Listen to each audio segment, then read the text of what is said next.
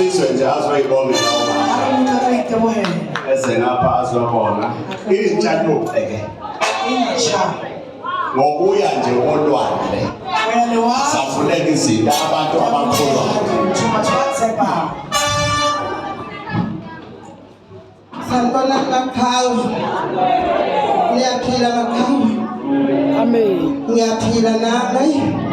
Angazi ngathini ngempilo zaseNcwabeni, angazi ngathini. Angazi ithatha uziro ungelutho ube utho. Amen. Mina ke emakhawe ngibuya eNazareth la eSandanezo. Isikhathi esiningi baba uMshumayeli mangifika nje akakashoki kimi ukuthi ngithi umprofeti. Njalo nje ngisafika ngithi ubaba uMshumayeli. Kodwa ke kuyoze kuyiphelele. Mina ke eNazareth ngafika ngelutho kusho ukuthi ngathi mangabe ngibuye ekuthuthukeni kwase kuthiwa umuntu akayiphethele ithempela yakulo ngathi mina ngabona leli thempela elincane kwani nalisencane nje.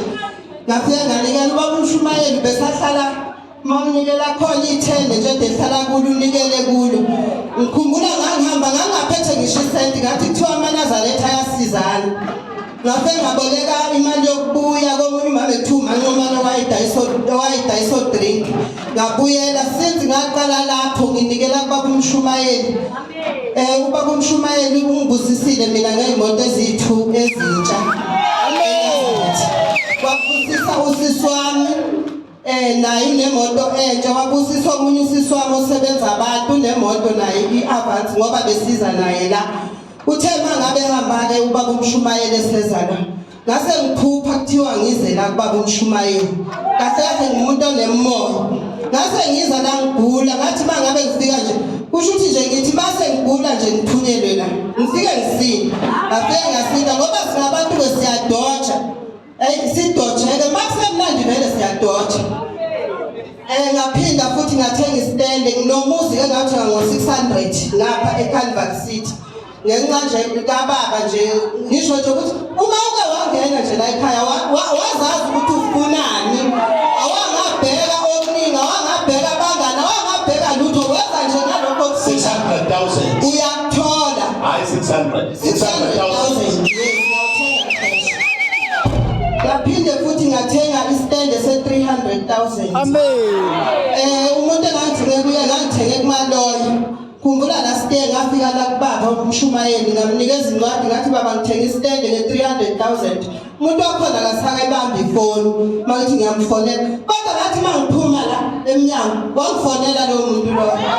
Wathi mangiphuma nje wangifonela.